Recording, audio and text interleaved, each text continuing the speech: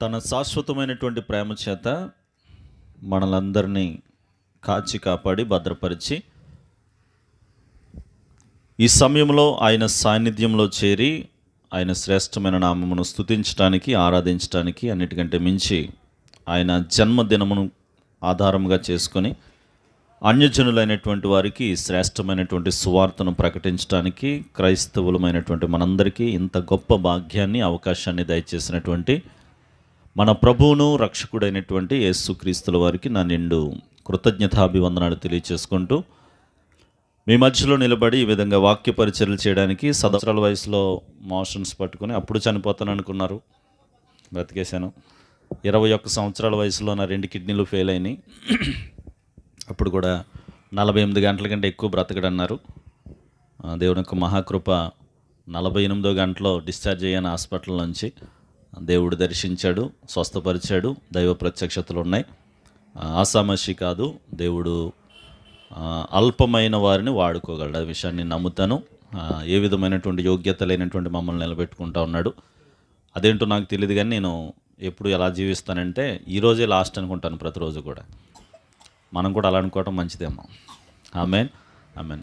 ఈరోజే లాస్ట్ అనుకున్నప్పుడు ఈరోజు కొంచెం ఎక్కువ చేయగలం దేవుడి కోసం కదండి. రేపు చేద్దాం అనుకున్నదంట ఈరోజే చెయ్యాలట, ఈరోజు చేద్దాం అనుకున్నది ఇప్పుడే చేసేయాలట. Amen amen. క్రిస్మస్ పండగకు వచ్చినటువంటి వారిలో ఏదో ఒక రోజు నాడు మరణం అనేటువంటిది మనందరికీ తథ్యం నమ్ముతున్నారు కదా. మన భారతదేశమును పరిపాలన చేస్తున్నటువంటి ప్రధానమంత్రి మోదీ గారు ఏ సమావేశానికి వెళ్ళినా ఆ సమావేశంలో మైక్ పట్టుకున్న వెంటనే మొదటగా ఆయన చెప్పే మాట ఏంటంటే మేరా భారత్ మహాన్ అంటూ ఉంటాడు. చెప్పండి అందరూ కూడా, మేరా భారత్ మహాన్. చదువుకున్న పిల్లలు తెలుగులో చెప్తారు, నా భారతదేశం చాలా గొప్పది. చెప్పండి అందరూ కూడా. గుడ్, పిల్లలు కనెక్ట్ అయ్యారు. మీ పక్క వాళ్ళకి ఒకసారి చెయ్యిచ్చి మన భారతదేశం చాలా గొప్పదండి అని చెప్పండి. ఇలా కాదు, మేము చూడండి మేము ఎలా పట్టుకున్నాం, పెళ్లి కూతురు పెళ్లి కొడుకులాగా పట్టు. మన భారతదేశం చాలా గొప్పదని చెప్పండి. మా చేతులు చూడండి మీరు అందరూ కూడా, ఇలా పట్టుకుని తర్వాత ఇలా పట్టుకోండి.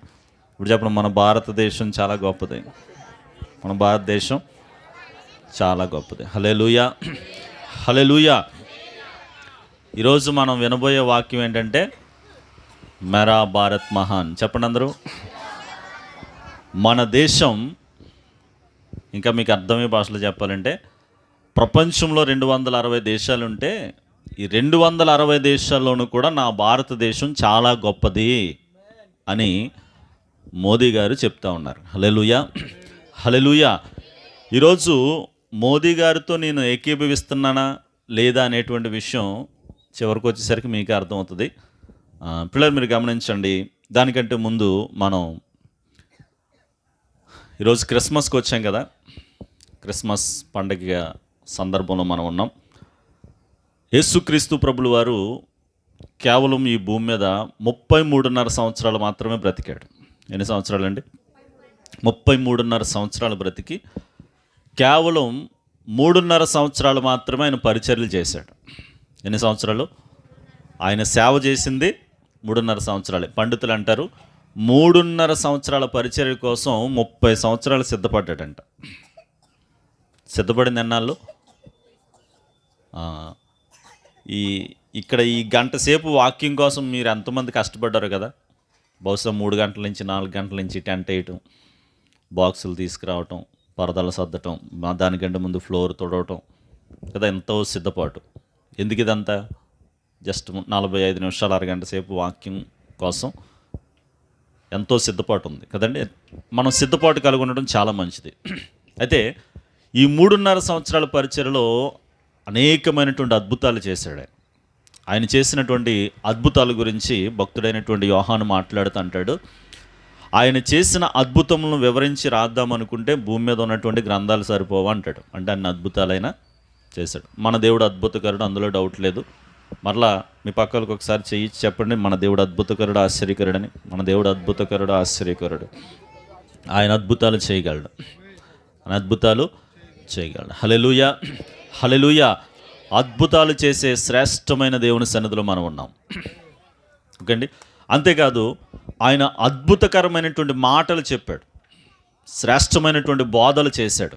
నన్ను వినండి ప్రియ దైవజనాంగమా, ఆయన చేసినటువంటి బోధలన్నీ నేను ఈరోజు చెప్పను, కానీ అనేకమైన స్టేట్మెంట్స్ ఇచ్చాడు, అనేకమైనటువంటి స్టేట్మెంట్స్. అందులో ఒక మాట ఈరోజు నేను చెప్పి నా మాటలు నేను ముగిస్తాను, ఎందుకంటే చలి ఎక్కువగా ఉంది కాబట్టి. మీ పాస్టర్ గారు ఇచ్చినటువంటి సమయం కూడా నాకు చాలా తక్కువగా ఉంది కాబట్టి ఒక 10 పావు గంటలో నేను హల్లెలూయా హల్లెలూయా యేసు ప్రభు చెప్పిన ఒక మాట ఈరోజు మనం ధ్యానం చేద్దాం. ఆయన అన్నాడు, నేనే మార్గము, నేనే సత్యము, నేనే జీవం. ఈ మాట ఎప్పుడైనా విన్నారా మీరు? నేనే మార్గం, నేనే సత్యం, నేనే జీవం. ఓకే, ఈ మాట ఎవరు చెప్పారు?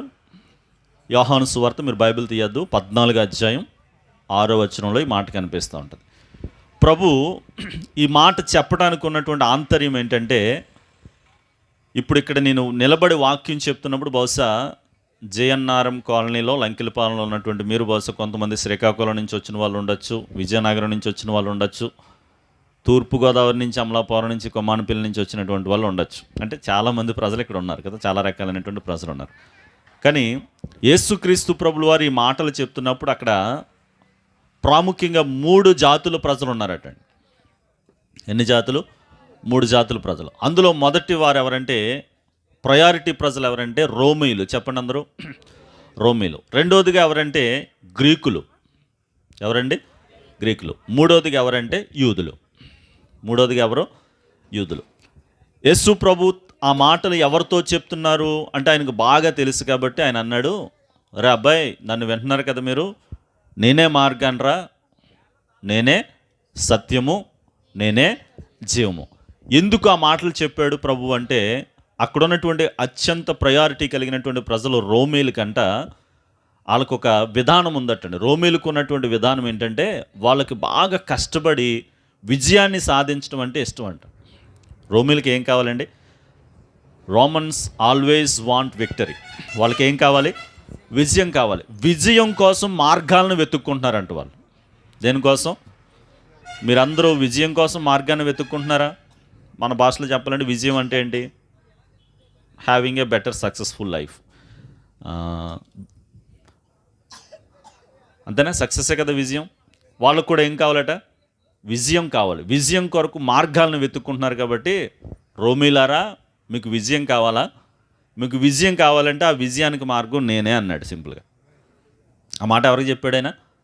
రోమీలకి చెప్పాడు. తర్వాత రెండోది ఎవరని చెప్పుకున్నాం మనం? గ్రీకులు.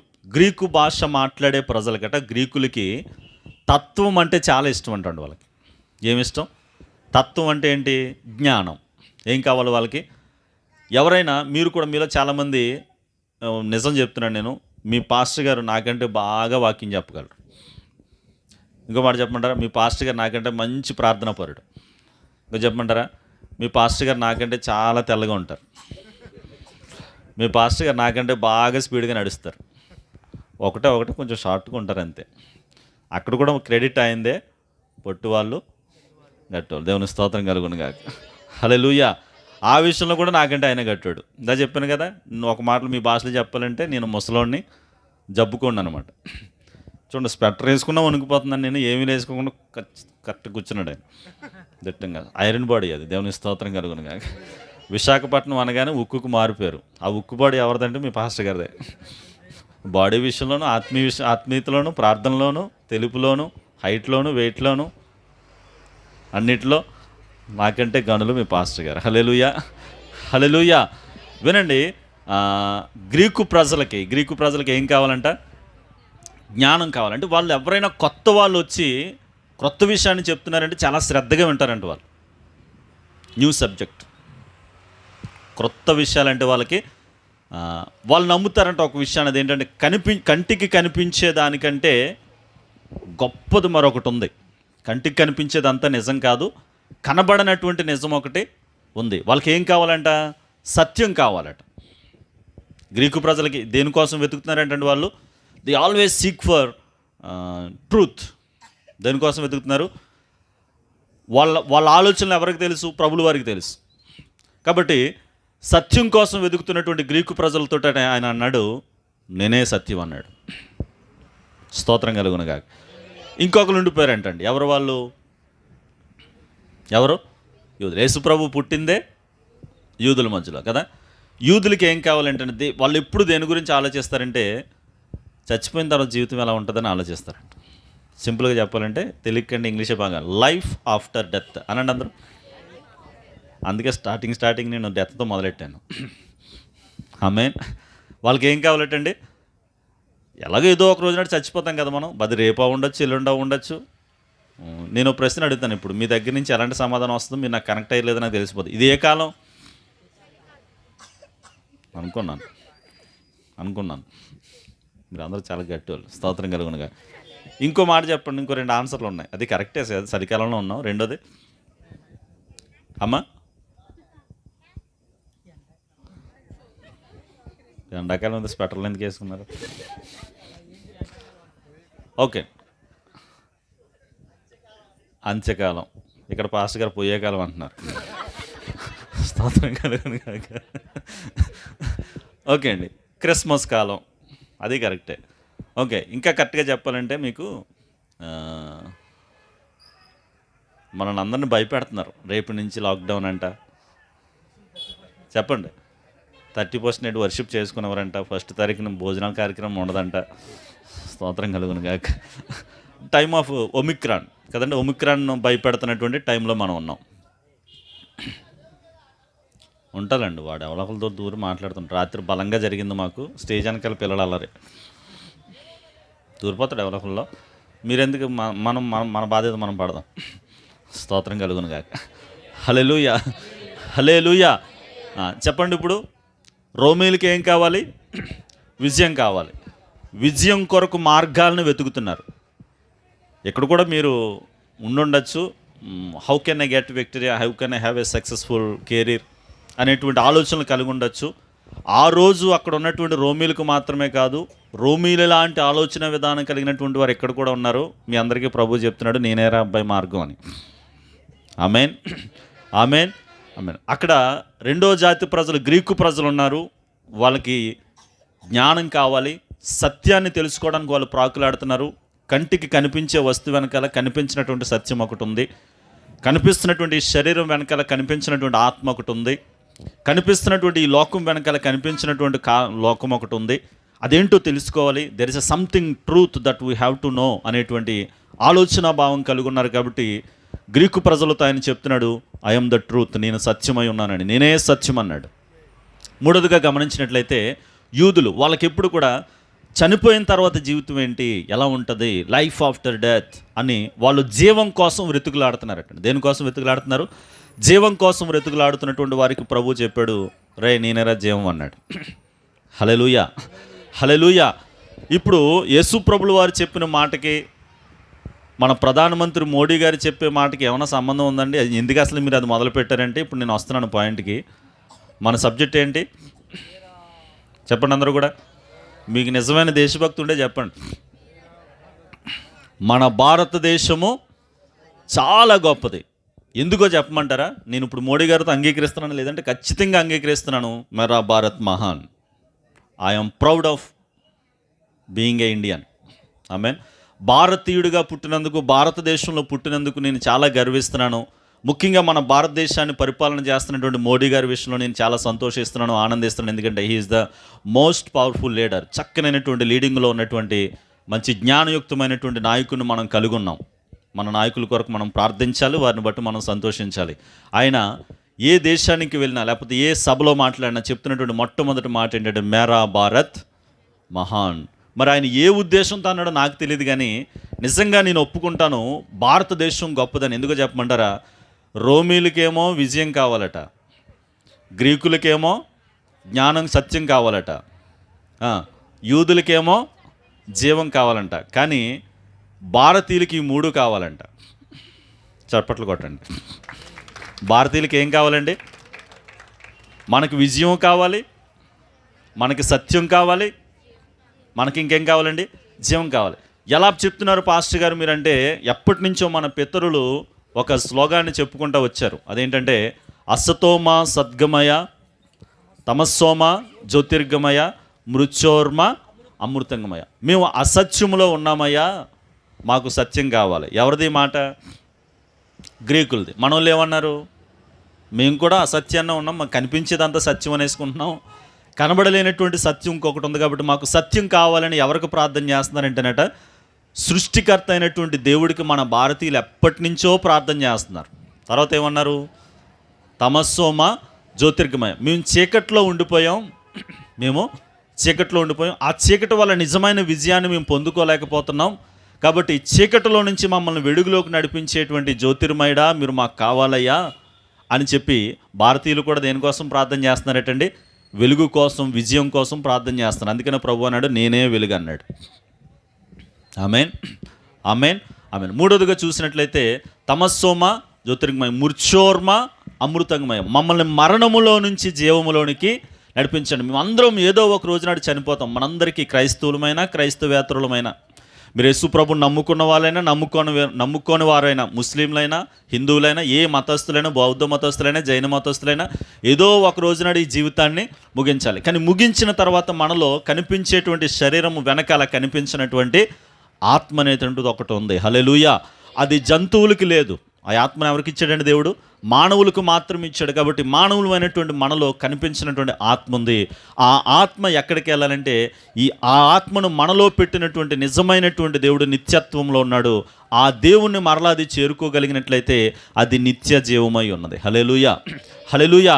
నీవు నిత్య జీవాన్ని కోరుకుంటున్నావా? మీ భాషలో చెప్పాలంటే మోక్షం కోసం ప్రాకులాడుతున్నావా? సత్యం కోసం వెతుకులాడుతున్నావా? ఎవరు నిజమైన దేవుడు అనేటువంటి ప్రాకులాటలో నువ్వు ఉన్నావా? నేనేరా నిజమైన దేవుడిని, నేనే మార్గాన్ని. చూడండి, మన భారతీయులు ఎంత గొప్ప వాళ్ళంటే, మన భారతదేశం ఒక మంచి పండితుడు ఇలాగన్నాడు, భారతదేశంలోనంట భక్తి డ్రైనేజీల్లో పారుతుందంట. అంటే దాని అర్థం ఏంటంటే, విపరీతమైన భక్తి ఉంది మన భారతదేశంలో. మన భారతీయులు ఆధ్యాత్మికమైనటువంటి ఆలోచనలు కలిగినటువంటి వారు, చాలా మంచిది. భక్తి ఎక్కడ ఉన్నదంటండి? అంటే విషయం ఏంటంటే, మీరు ఎప్పుడైనా విన్నారో లేదు తెలియదు కానీ మా ఊర్లో ఈస్ట్ గోదావరిలో అంటారు, బుడతపాము కరిస్తేనంట దానికి మందు బురదేనంట. బురద తాగేస్తే తగ్గిపోతుంది. బురతపాముకి మందు ఏంటి? మందులు రానప్పుడు చిన్నప్పుడట కొబ్బరి చెట్టు వేరు ఇచ్చేవారంట జ్వరం వచ్చిన వాళ్ళకి. అప్పట్లో తగ్గేదని వాళ్ళు అంటూ ఉండేవారు, పెద్దలు చెప్పినటువంటి మాటలు. ఏదైనప్పుడు కూడా మన వాళ్ళు చెట్టుని, పుట్టని, మట్టిని, బురదని చక్కగా ఏదైనా సరే నమ్మేస్తారు. అంటే దాన్ని బట్టి మనం ఏం చెప్పుకోవచ్చు అంటే, ఖచ్చితంగా మన భారతదేశంలో భక్తి అనేటువంటిది ఇతర దేశాలతో పోల్చుకుంటే కాస్త ఎక్కువే. అందుకని నేను మేరా భారత్ మహాన్ అన్నాను. దేవుని స్తోత్రం కలుగును గాక.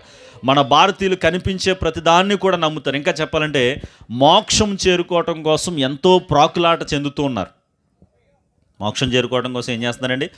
ఎంతో ప్రాకులాట. అటు యూదులైనా, ఇటు గ్రీసు దేశస్తులైనా, లేకపోతే రోమీలైనా, ఇటు భారతీయులైనా, ఈ ప్రజలందరూ కూడా దేనికోసం ప్రాకులాడుతున్నారంటే మోక్షానికి మార్గాన్ని కనుగోవడానికి ప్రయత్నం చేస్తూ ఉన్నారు. మీరు బైబిల్ ఇప్పుడు తీయద్దు కానీ ఇంటికి వెళ్ళిన తర్వాత ప్రశాంతంగా కూర్చొని చదువుకోండి. రోమీలకి రాసినటువంటి పత్రికలో 9వ అధ్యాయంలో చివరి వచనంలో పౌలు గారు మాట్లాడుతూ అంటాడు, ఆయనను విశ్వసించినటువంటి వాడు కలవరపడడు, ఆయనను విశ్వసించిన వాడు సిగ్గుపడడు అంటాడు. సింపుల్గా చెప్పాలంటే, ఒకవేళ నీవు కూడా మోక్షం కోసం ప్రాకులాడుతున్నావేమో, జీవం కోసం చూస్తున్నావేమో, సత్యం కోసం ప్రాకులాడుతున్నావేమో, ఇంతగా అవన్నీ ఎవరంటే కేవలం దేవుడే. నేనంటాను, మనకి దేవుని యొక్క మహాకృపను బట్టి యేసుక్రీస్తు ప్రభుల వారిని మనం నమ్ముకొని రక్షణ అనేటువంటి అనుభవంలోనికి మనం వచ్చాం. యేసు ప్రభుని నమ్మనటువంటి ప్రజలు దేనికోసం ప్రాకులాడుతున్నారంటే మోక్షం కోసం ప్రాకులాడుతూ ఎక్కలేనంత ఎత్తైన ప్రాంతాలకి వెళ్ళడానికి వాళ్ళు ప్రయత్నం చేస్తున్నారు. నడవలేనంత దూరం వాళ్ళు నడవడానికి ప్రయత్నం చేస్తున్నారు. అన్ని రకాల వస్త్రదానాలు చేయడానికి ప్రయత్నం చేస్తున్నారు. ఎన్నో దాన ధర్మాలు చేస్తున్నారు. చేయవలసిన ప్రతి కార్యక్రమాన్ని చేసి ఎలాగైనా సరే దేవుణ్ణి రీచ్ అవ్వాలి, దేవుని పరిశుద్ధతను తాకాలి, దేవుణ్ణి మెప్పింప చేయాలనేటువంటి ప్రాకులాట ముఖ్యంగా మన భారతీయులు చేస్తున్నంత ఎవరో కూడా చేయట్లేదనేటువంటి విషయాన్ని మీకు నేను చెప్పడానికి సంతోషిస్తూ ఉన్నాను. హల్లెలూయా, హల్లెలూయా, హల్లెలూయా. ప్రజలు దేవుణ్ణి చేరుకోవడం కోసం వాళ్ళు ఏం చేస్తున్నారంటే నీతి క్రియలు అనేటువంటివి చేస్తూ, అంటే మత సంబంధమైనటువంటి ప్రతి విధమైనటువంటి ఆచారాన్ని వాళ్ళు పాటిస్తూ నీతిని సంపాదించుకోవడానికి ప్రాకులాడుతున్నారు, మోక్షాన్ని సంపాదించుకోవడానికి ప్రాకులాడుతున్నారు. కానీ ఒక విషయాన్ని మర్చిపోతున్నారు మన భారతీయులు.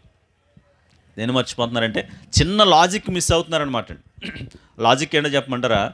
మనము దేవుడు ఎంతైతే ఎత్తులో ఉన్నాడో అంత ఎత్తులోకి ఎంత ప్రయత్నం చేసినా, రెక్కలు తొడుక్కున్నా, విమానం ఎక్కినా, ఏమంటే చెప్పులు అరిగిపోయేలా నడిచినా, వస్త్రాలు మార్చినా, ఒకే కలర్ వస్త్రాలు వేసినా, ఎంతో ప్రయత్నించినా దేవుణ్ణి రీచ్ అవ్వటం అనేటువంటిది మానవుడికి ఇట్స్ ఇంపాసిబుల్ అనే విషయం ఎవరికి తెలుసు?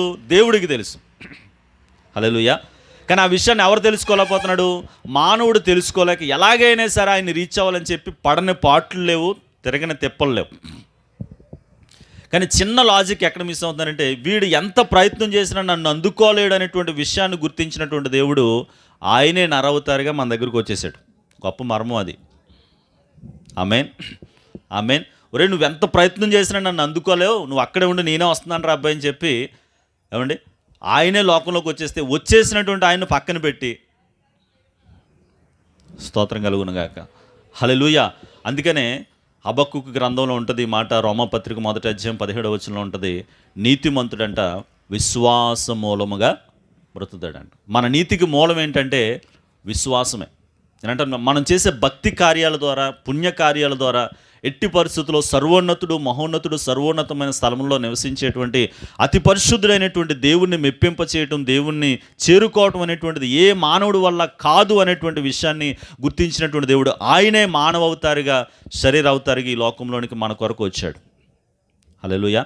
ఇప్పుడు నువ్వు చేయవలసిన సింపుల్ విషయం ఏంటంటే గుడ్డిగా ఆయన నమ్మేయడమే.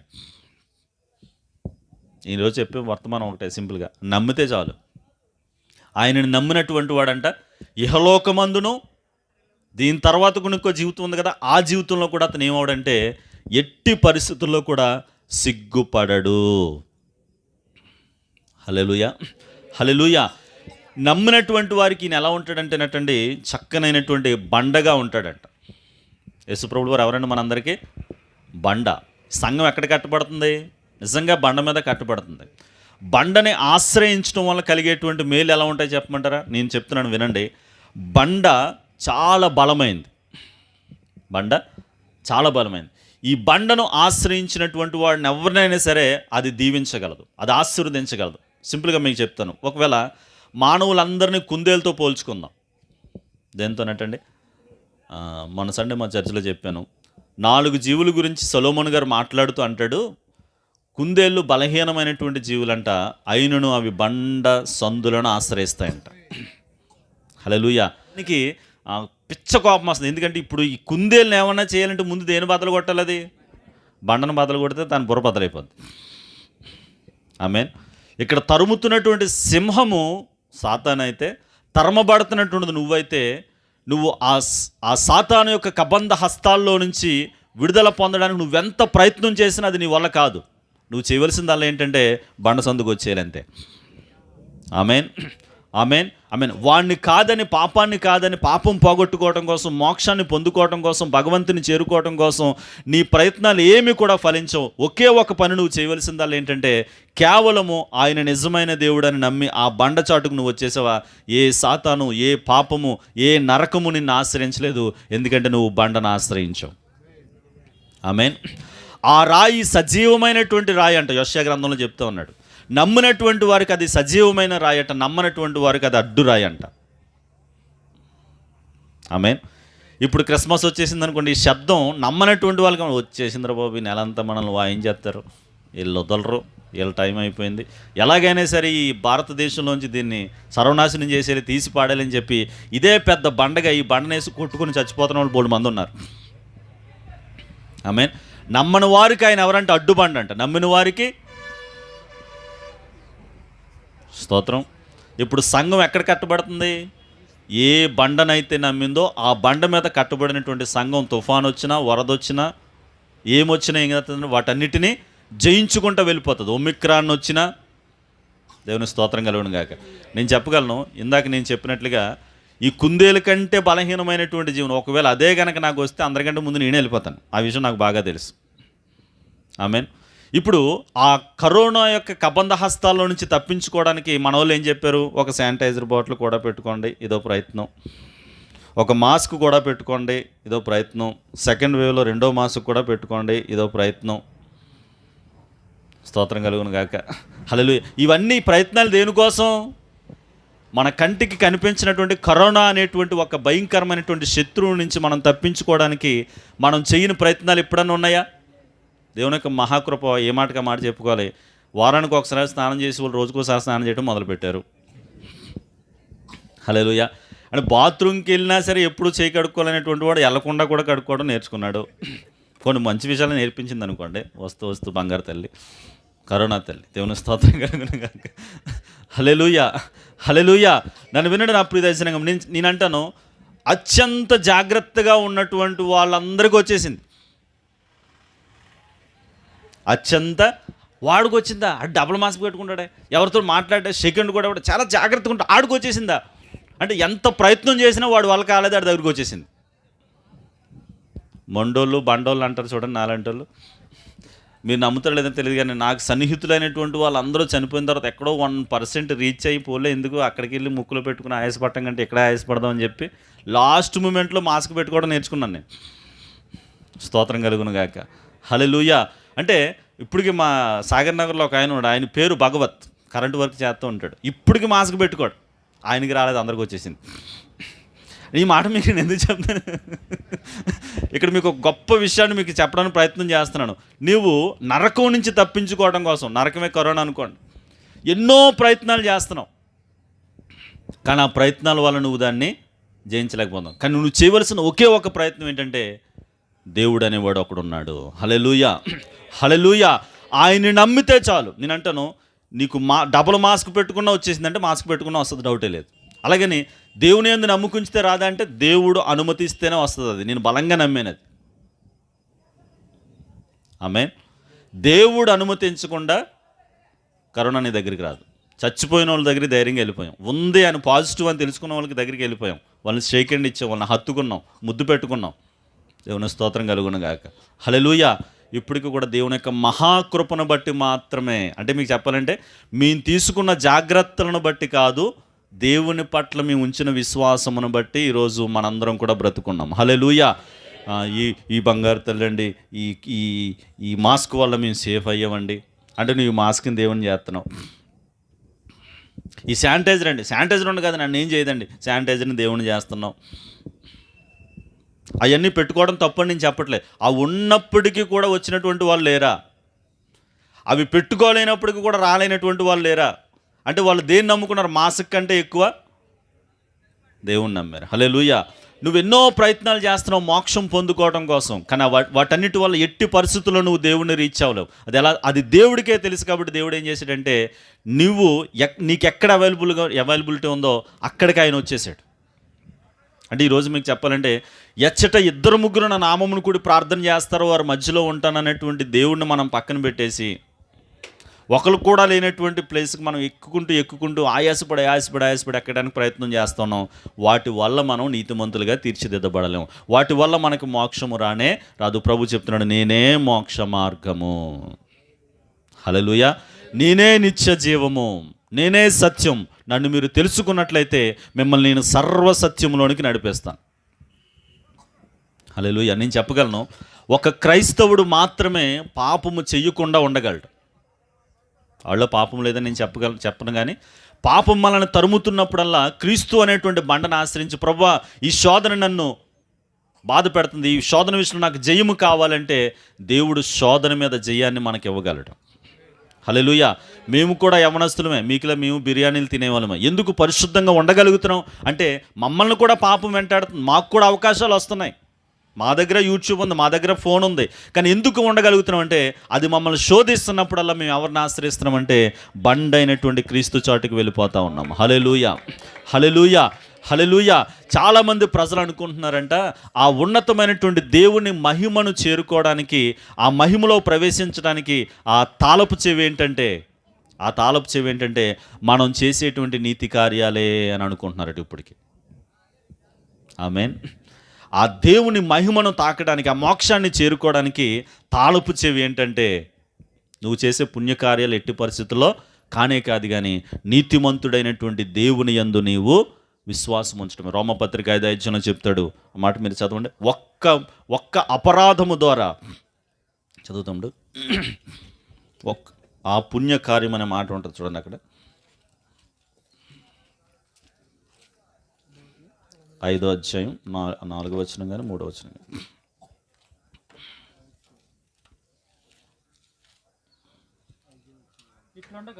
ఇట్లుండగా ఇప్పుడు అందరూ తీయండి బైబిల్, తప్పేం లేదు అసలు. 5:18 కాబట్టి తీర్పు ఒక అపరాధ మూలముగా వచ్చినదై మనుషులకందరినీ శిక్షా విధి కలిగినట్టు ఎలాగున కారణమైనో అలాగే ఒక పుణ్య కార్యం వలన కృపాదానమును మనుషులందరికీ జీవప్రదమై నీతి విధింపబడుటకు కారణమైనది. చాలండి, ఈ మాట మీరు ఇంటికి వెళ్ళిన తర్వాత కూడా ధ్యానం చేయడానికి ప్రయత్నించండి. సింపుల్గా మీకు అర్థమయ్యేలా చెప్పడానికి నేను ప్రయత్నం చేస్తాను.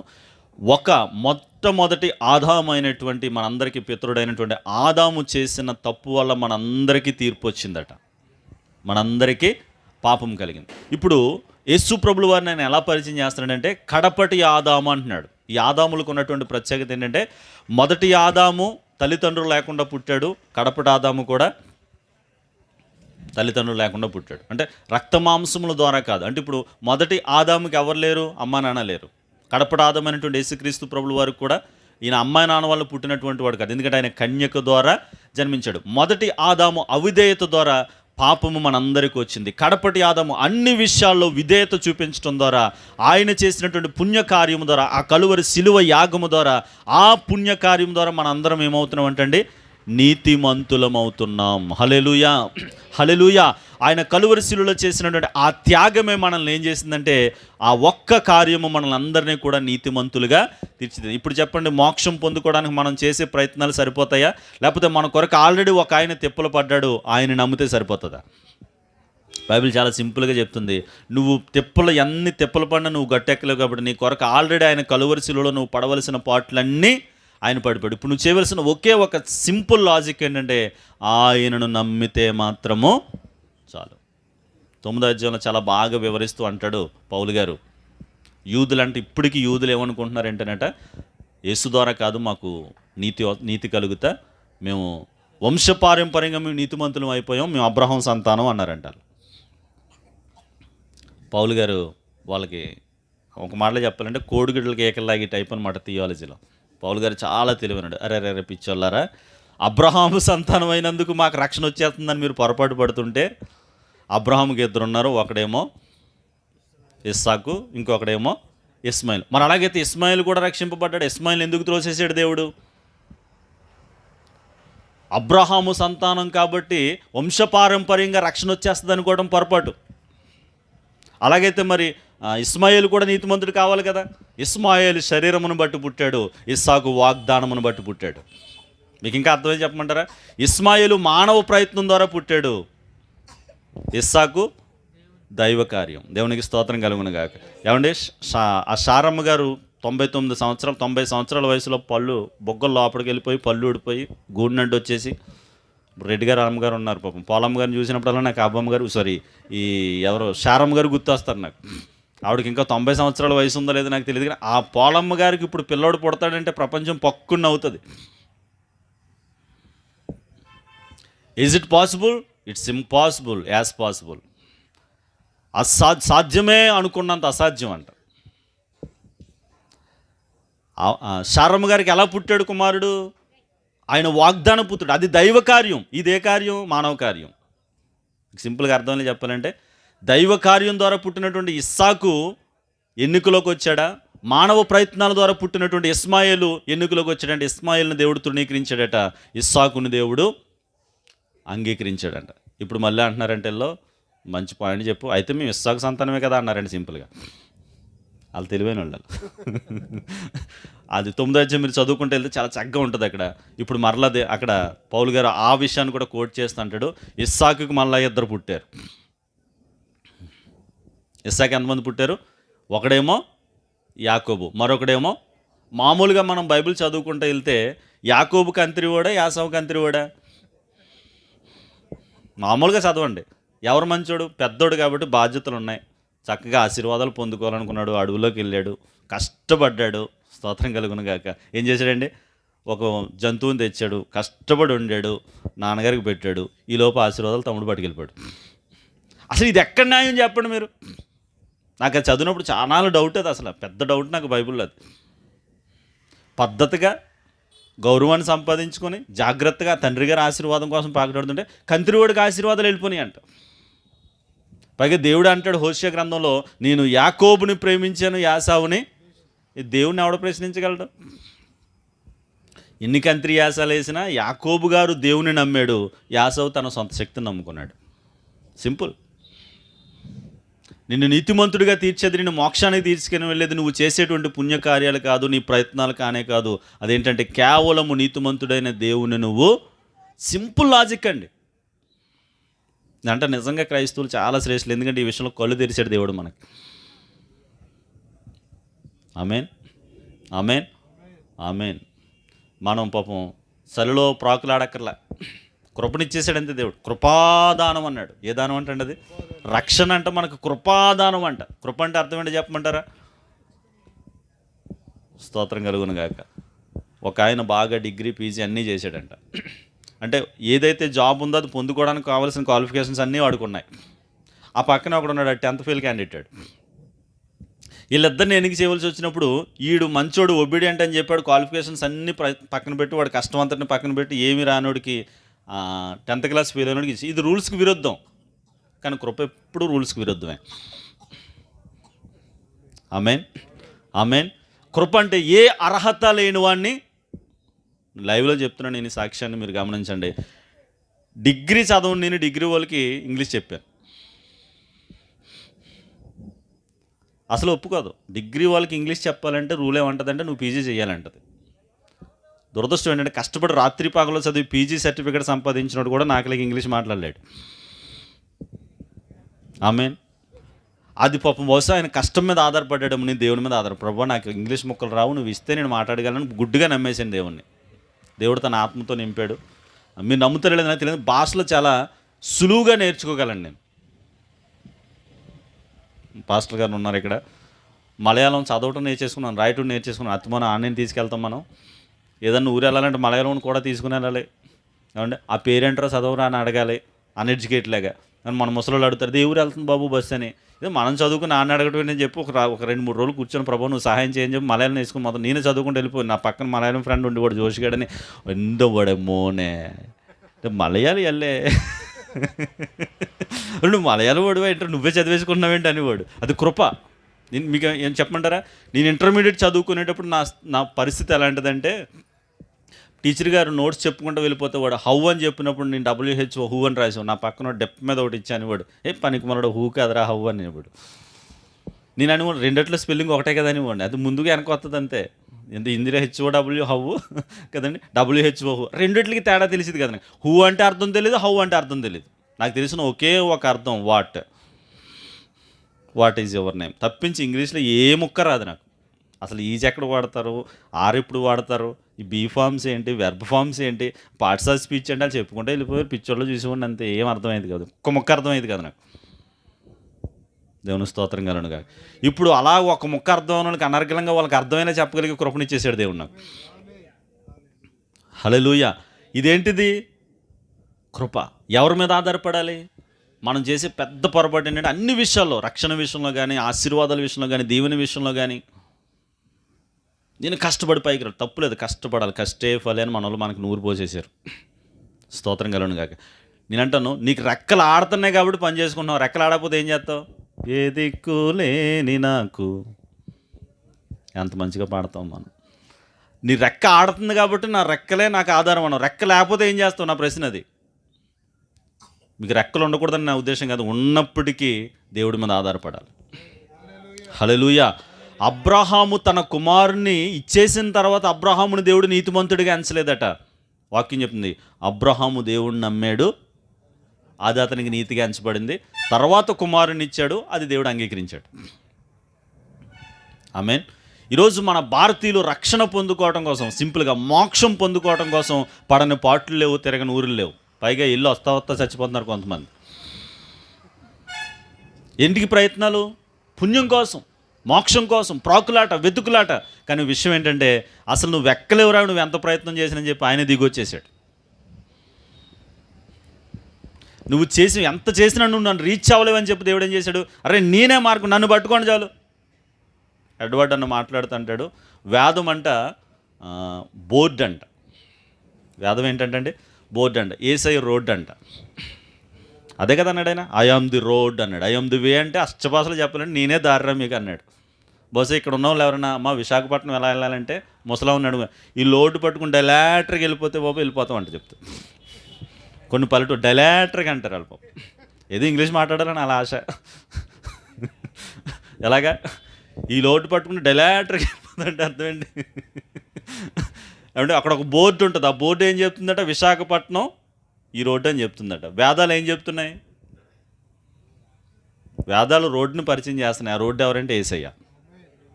ఆమేన్, ఆమేన్. నన్ను వినండి నా ప్రియ దైవజనంగా, మనం చేసే పుణ్యకార్యాల ద్వారా, దాన ధర్మాల ద్వారా మనం ఎప్పటికీ మోక్షాన్ని పొందుకోలేమనేటువంటి విషయం ఎవరికి తెలుసు, దేవుడు తెలుసు. కాబట్టి నువ్వు రీచ్ అవ్వలేవురా అనేటువంటి విషయాన్ని తెలిసినప్పుడు ఆయనే మన దగ్గరికి నరవతారిగా వచ్చేసాడు. అందుకే ఈరోజు మనం క్రిస్మస్ చేసుకుంటున్నాం. దేవునికి స్తోత్రం కలుగునుగాక. హల్లెలూయా, హల్లెలూయా. మానవ ప్రయత్నాలు ఎప్పుడూ విఫలమవుతాయి. నేను అంటాను, నువ్వు దేవుణ్ణి ప్రయత్నించు. చాలామంది సువార్త షార్ట్లో చెప్పడానికి ఇలా అంటారు, ట్రై జీసస్ అంటారు. ఈరోజు నేను చెప్పే మాట ఉండే, ఎస్ యేసయ్యని ఎన్నో ప్రయత్నాలు చేసావు కదా, చివరిగా యేసయ్యని ప్రయత్నం చేయి. ఇప్పుడు వరకు అట్టర్ ఫ్లాప్ అనుకున్నటువంటి నీ జీవితం హైలైట్ చేసేస్తాడు ఆయన. ఇంకా నా జీవితం ముగింపు అయిపోయింది అనుకున్న దానికి అంటాడు, అసలు ఇప్పుడే ప్రారంభమైందిరా నీ జీవితం అంటాడు. హల్లెలూయా. ఈరోజు ఎవరైనా ఇంకా నా జీవితం ఎందుకు అనేటువంటి ఆలోచనలతో ఇక్కడ ఉన్నారేమో, దేవుడు మీతోనే మాట్లాడుతున్నారు. ఇంతవరకు ఎన్నో ప్రయత్నాలు చేశారు, ఒక్క చిన్న ప్రయత్నం మేము ప్రకటిస్తున్న యేసయ్యని మీరు నమ్మండి. డాక్టర్లు మా అన్నయ్యకి చెప్పారు 48 గంటల కంటే ఎక్కువ బతకడని. ఇంకో సాక్ష్యం చెప్పమంటారా, నా భార్యకి ఫస్ట్ ప్రెగ్నెన్సీ టైంలో మా పెద్ద పాప ప్రెగ్నెన్సీ పుట్టినప్పుడు డాక్టర్ అమ్మ ఆపరేషన్ చేస్తూ రక్తపు చేతులతో బయటకు వచ్చి అమ్మాయి బ్రతకదని చెప్పారు. అంటే మా భార్య గురించి బ్రతకదు, హై బీపీ వచ్చింది, ఆవిడకి ఓవర్ బ్లీడింగ్ అయిపోతుంది, ఇట్స్ ఇంపాసిబుల్, ఆమె చనిపోద్దని చెప్పారు. నేను లేను, అప్పుడే పాలంగి షుగర్ మీటింగ్స్ హైదరాబాద్లో జరిగితే వస్తా కొమ్మరిగిరిలో ఫస్ట్ సండే అని చెప్పి అది చూసుకొని వద్దామని చెప్పి మా ఊర్లో నేను ఉన్నాను, విశాఖపట్నంలో. December 1 నాకు ఫోన్ చేసి చెప్పారు చచ్చిపోతుందండి అని చెప్పాను. నేను అన్నాను చావదని చెప్పాను. ఆమేన్. నాకు ఓవర్ కాన్ఫిడెన్స్ దేవుడి మీద ఎక్కడో చెప్పమంటారా, చచ్చిపోయేదైతే నాకెందుకు ఇస్తాడు దేవుడు. ఆమేన్. చచ్చిపోయేదాన్ని నాకెందుకు ఇస్తాడు దేవుడు. నన్ను దేవుడు, నేను ఒకటే నమ్ముతాను, విశ్వసించిన వాడు అది ఎక్కువ నమ్మకం ఉంది. హల్లెలూయా, హల్లెలూయా. ఎవరిని నమ్మాలి మనం అంటాను. మీకు ముందు ఎప్పుడైనా చెప్పండి లేదో నాకు తెలియదు, కానీ సాతానుడట మన మీద వేసే మూడు ఆయుధాలు. మొట్టమొదటి ఆయుధం ఏంటంటే, వాడు వేసే ఆయుధం వ్యభిచారం. వ్యభిచార తరంలో ఉన్నాం మనం. యేసుప్రభు కూడా అన్నాడు ఈ మాట. సింపుల్గా చెప్పాలంటే 100% మందిని వ్యభిచార పాత్మ పట్టి పీడిస్తుంది. ఒకవేళ 20% మీరు ఉన్నారంటే క్రైస్తవులు కాబట్టి ఉండగలిగారు. ఒకవేళ ఇంకా నన్ను స్పిరిట్ బంధిస్తుందంటే ప్రార్థన చేసుకోండి. అది వ్యభిచారం అనేటువంటి బాణాన్ని వాడేస్తున్నాడు. రెండోదిగా ధన వ్యామోహం. క్రైస్తవులే కానీ ధనం అంటే ఎంత పిచ్చో. నేనంటాను, ఒకవేళ దేవుని యొక్క మహాకృపను బట్టి ధనాన్ని కూడా నువ్వు జయించవా, కామాన్ని నువ్వు జయించవా. మూడోదంటే అధికారం అంచు. కొంతమంది సంఘంలో ఉంటారు, నన్ను సంఘ పెద్దం చేసేస్తే బాగుంది అనుకుంటారు. వచ్చింది సంఘానికి పాపం ఆశ ఏంటి, మా పాస్టర్ గారు ఒక వారం పక్కన ఉంటే బాగుంది, మొత్తం వీళ్ళందరినీ రేవెట్టేద్దని అనుకుంటారు పాపం. అధికారం దున్నేద్దని, చెత్తగొట్టేద్దని, మడతెట్టేద్దని అని డైలాగులు భలే పడుతుంటాయి. ఇదే ఏ వాంచి ఇది అధికారం. సంఘంలో ఉన్న అధికారం అంచే, బయట ఉన్న అధికారం అంచే, ఎక్కడన్నా అక్కడ రాజకీయమే, ఇక్కడ రాజకీయమే. సంఘానికి సమాజానికి ఏం తేడా లేకుండా పోతుంది.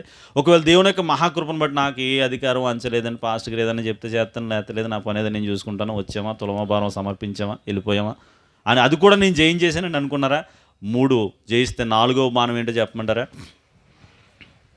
నిరాశ. ఎక్కడ పడిపోతారు అందరూ. దేవుని స్తోత్రం కలుగునుగా.